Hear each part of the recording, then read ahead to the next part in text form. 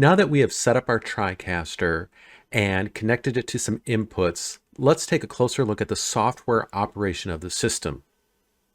We're going to be looking at all of the operation using a TriCaster Mini 4K system. So some higher end systems might show a few other options.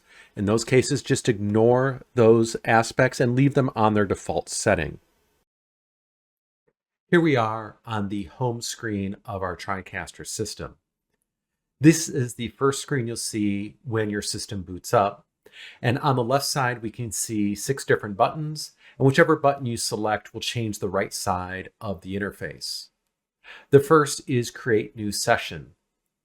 On your TriCaster, every project or job you would work on will be created in its own session, and this is where you can define the parameters of that session. Then we can go to Open Session. This will allow you to open up sessions you've already created. There's also a gear at the bottom called Manage Session. This will allow you to either rename a session or delete a session, and there's a few other options that we'll take a look at later in this course. Under Add-ons are additional applications included with your TriCaster, and clicking on any of these will open up that program. Configuration gives you a few options you can set on the home screen. So you can configure the live panel password, you can see the serial number of your system, perform a software update, or change the background image of the home screen. So you can choose what kind of background you want. We'll just stick it on the image, and then you can scale or blur or make other adjustments.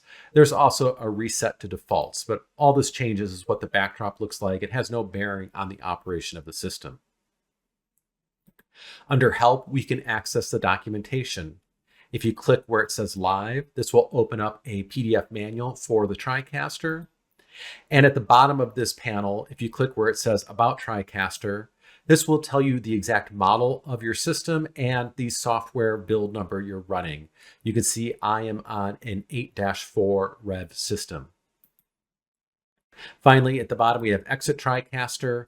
This will let you exit into Windows, reboot your system, or turn your TriCaster off.